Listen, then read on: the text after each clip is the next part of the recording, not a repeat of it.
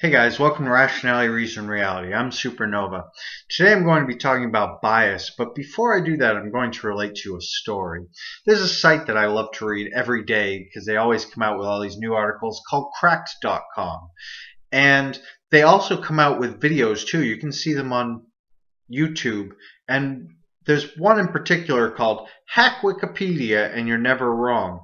In it, these two guys who work at Cracked make a reference in an article to Dolly Parton being on the TV show The Love Boat, and she wasn't. And so their boss suggests instead of them fixing the article, they ought to go into Wikipedia and change the information there. So anybody that disagrees with them can be sent to that source and be told, no, it's true because Wikipedia says it. And so they go in and change Wikipedia. And to add to this joke, they actually did edit Wikipedia. They've done it several times, in fact. 3 that I know of, because I've seen it changed and I've changed it myself. And I even changed it tonight. Right before I made this video, I went to the site to check whether that reference was there, and it was. It has disappeared in the meantime, and now it's back, and so I took it out. I went down to the citation, which was the International Movie Database, as you would expect, and I even checked to make sure that she wasn't on the Love Boat, double checking, because I have done it before, and she wasn't, so I took out that reference, though I imagine because Crack.com seems to be keeping an eye on that article, they will probably change it back. So after all of this, what I want to impress upon you is that Wikipedia is a valid source of information and it is one of the most accurate we have. Which is funny because the story that I just told you is evidence against that assertion. But nonetheless, I'm telling the truth. It's a really good source of information. The reason why is because of bias. Now, there's more than one meaning of bias. Being a student of behavioral economics, I talk about bias sometimes as in cognitive biases. That is, things that help us make mistakes when we're trying to think, such as the confirmation bias. But that's not what I'm talking about when I mean bias here. What I mean is a preference for something that might cause a conflict of interest, such as my personal atheist bias. I am biased towards reading and watching things that are by and for atheists. I have a liberal bias. I try to admit that before every video I put out that has any political connotation, so that people can use that to evaluate whether they want to believe my reasoning. And it's very important to know the bias of your source. Everybody has bias. It's very difficult to avoid.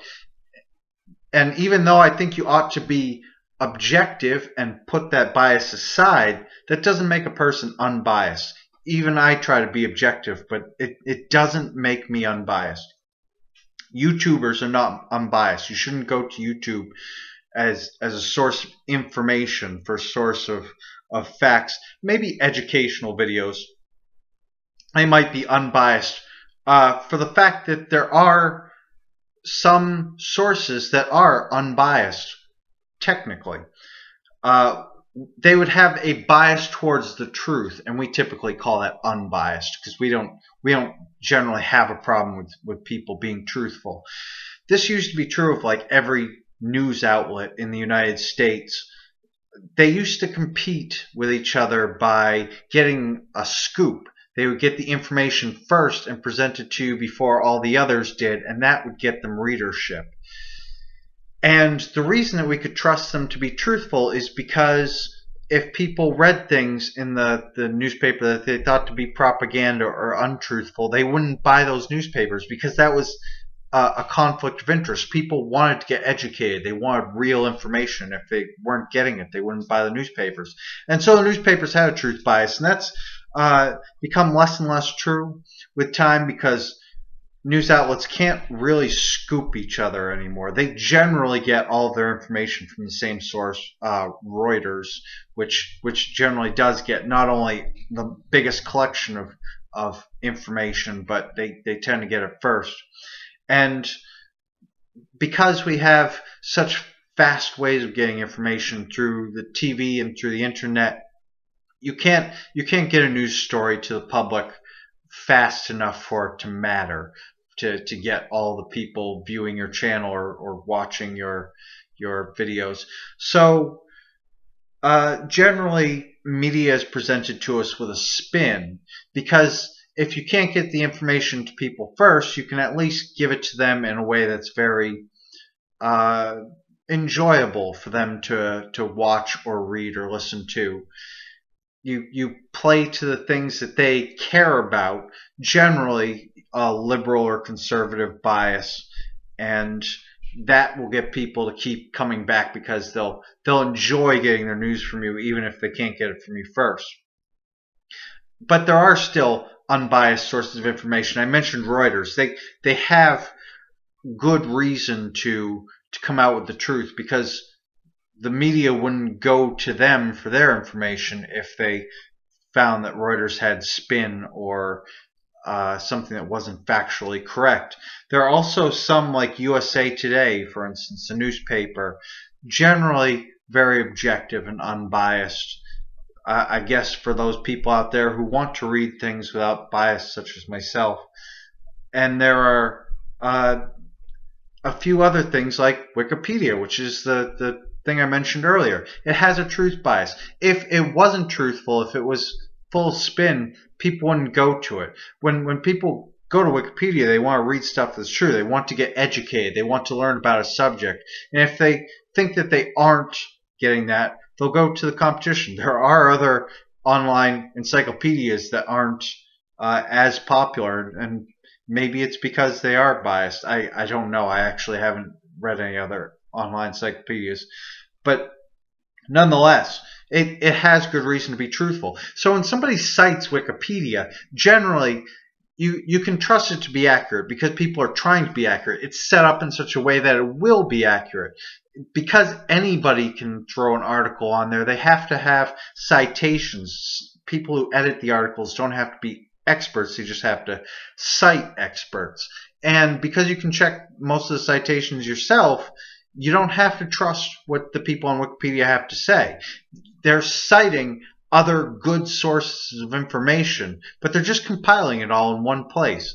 And it's so funny to me how whenever I seem to bring up Wikipedia, people put it down because of that aspect of anybody being able to contribute to it. But that's one of its strengths.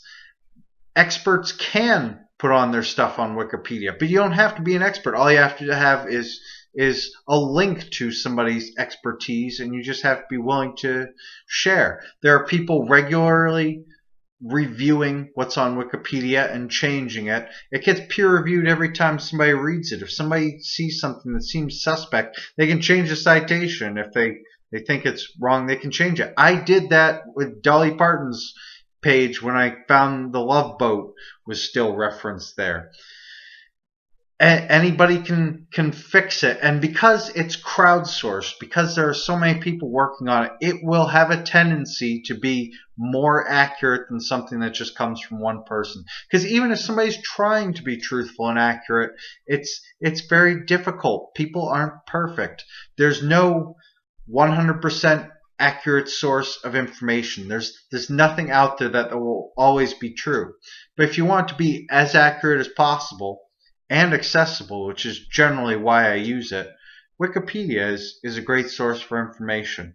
I don't think people should knock it. They ought to be defending it more, especially since, let's face it, I think everyone I'm talking to uses Wikipedia on a somewhat regular basis. The only reason that people knock it is because it doesn't always agree with everything we believe, and that's when people say, no, you can't trust Wikipedia because it told me this, which wasn't true. It probably was. Anyway, that's my opinion. I welcome yours in the comments below, and I'll catch you next time. Peace out.